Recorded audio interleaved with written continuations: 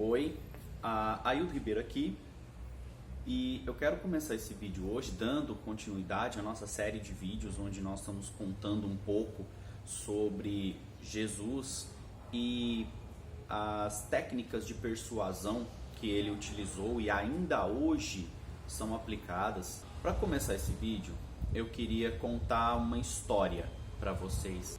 Por isso eu vou rodar a vinheta e eu já vou vir com a história para vocês.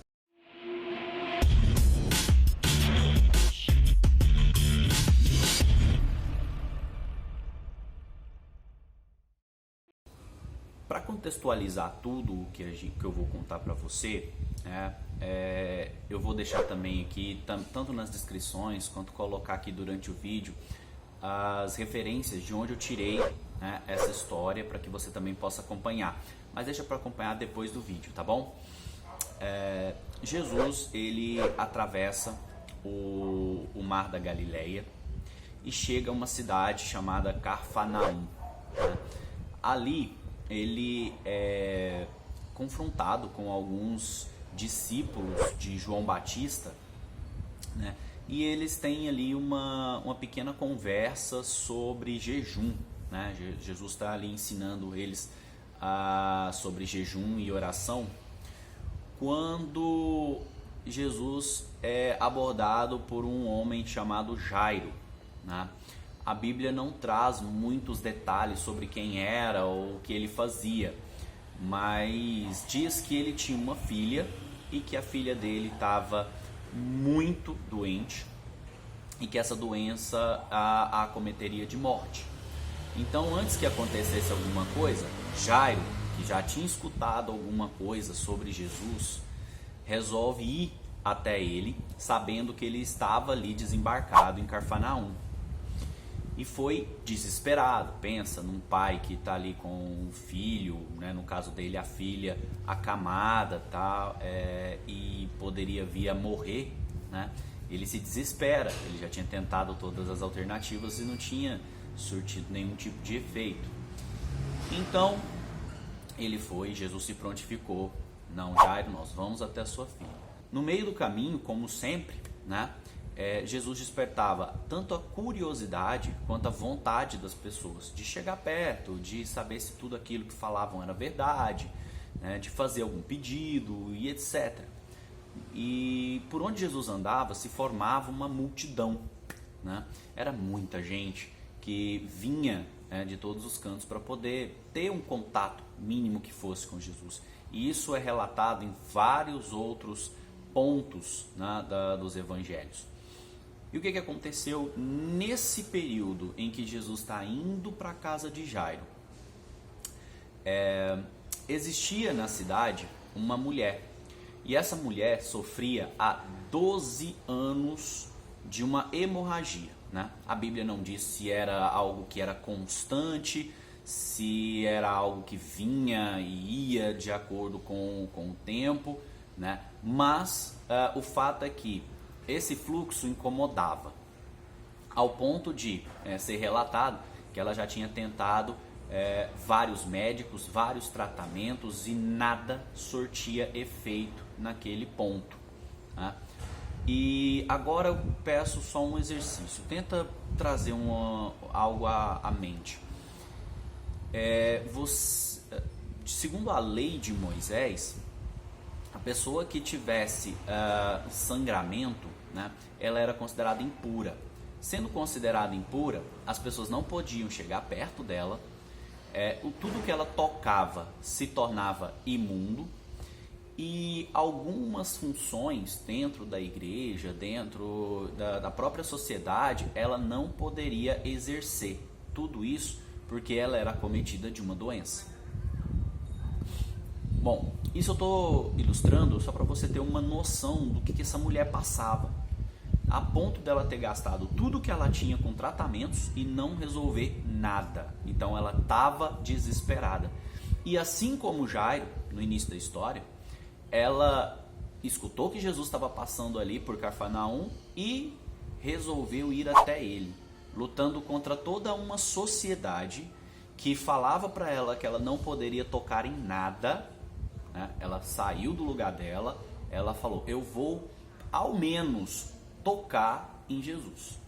Porque se ele é tudo isso que dizem mesmo, eu vou ser curada só de tocar. Né? Então, quando Jesus passou, né, ela saiu do lugar onde ela estava. Né? Tenta pensar que uma mulher que está sofrendo com um fluxo de sangue, ela é uma pessoa fraca, né? Para deixar a história um pouquinho mais interessante, ela é uma pessoa que tem fraqueza, ela é uma pessoa que poderia ter uma anemia, ela é uma pessoa que poderia não ter a mesma força que as outras, né? Tudo isso por uma doença, né? De fluxo de sangue. Então ela tinha essa hemorragia. Então, assim, contra todas as coisas, ela ouviu que Jesus ia passar por ali, sabia de tudo o que Jesus representava na época para aquele povo e decidiu ir, né? Decidiu furar a multidão e chegou a tocar nele.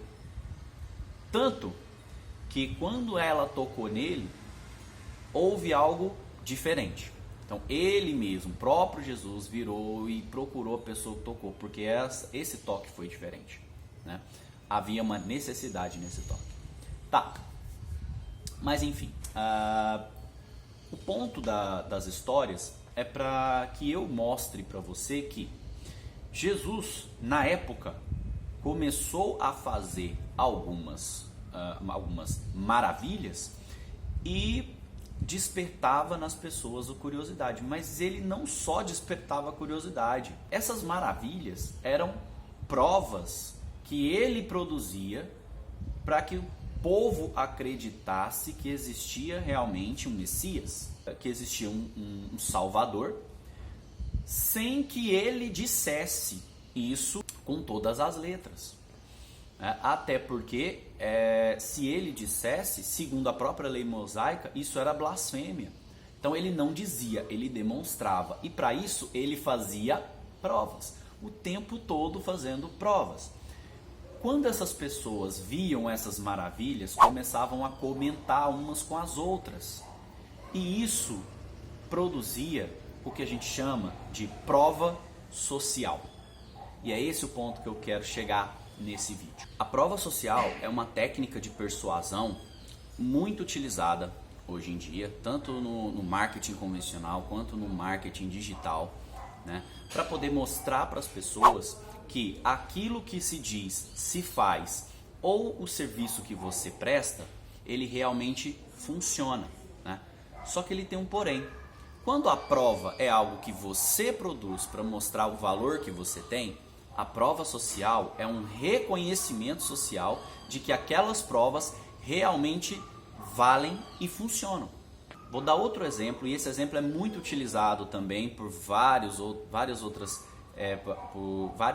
influencers, né, para poder demonstrar o que seria uma prova social. Né? Se você é recém-chegado numa cidade, e na noite você quer ir numa boate, né? Você quer ir num bar, você quer ir em algum local para poder se divertir, espairecer o dia. De repente você chega em 2 bares, você vai para um bairro onde tem 2 bares, um na frente do outro. No primeiro, não tem ninguém na porta. Tem um promotor entregando lá um panfletinho, chamando as pessoas para entrar. No segundo, existe uma fila que vai da porta até a esquina, e quiçá dobre essa esquina. Então eu te faço uma pergunta, se você não conhece nenhum dos 2 bares, qual é o melhor? Se você respondeu que é o bar com mais fila, pode ser, mas pode ser que não. A única coisa é que o bar que tem fila te mostra que ali tem mais gente. Intuitivamente, você acredita que aquele local é melhor, que aquele local é mais frequentado, mas não necessariamente. É algo como o efeito manada. O efeito manada só recebe esse nome por causa daquela movimentação, geralmente de gado, de boi, de búfalos, num certo local, onde quando um começa a correr, automaticamente toda a manada começa a acompanhar esse primeiro, né? Se cada um dos que estão ali para correr tivesse que examinar todo o terreno para poder ver, existe um predador, não existe um predador, talvez o predador exista e ele acabe perecendo, acabe morrendo. Então o efeito manada, ele é algo que os seres vivos utilizam desde os primórdios para sobreviver. Então não é errado acontecer esse tipo de situação, acontecer esse tipo de fenômeno.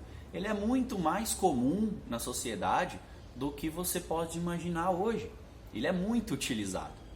Então ele é sim um gatilho mental.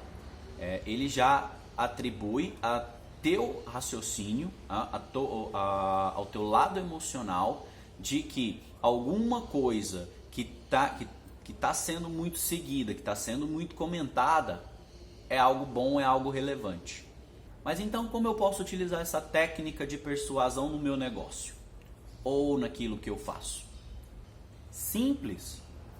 Faça as pessoas saberem que elas não estão sozinhas.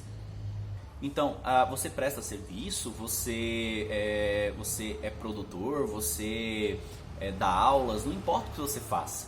Simplesmente faça com que essas pessoas percebam que você ajuda mais de uma pessoa. Você ajuda não só ela, mas mais gente, né? E como que ela pode ver isso? Quando você fizer qualquer coisa, procure por provas. Mas não aquelas provas que você produz. Peça para as pessoas que utilizaram o teu produto, para pessoas que utilizaram o teu serviço, deixar um depoimento numa página sua, escrever algo sobre você, quiçá gravar um vídeo para que você possa utilizar esse vídeo nas demais plataformas. Isso é uma excelente maneira de você conseguir construir uma prova social.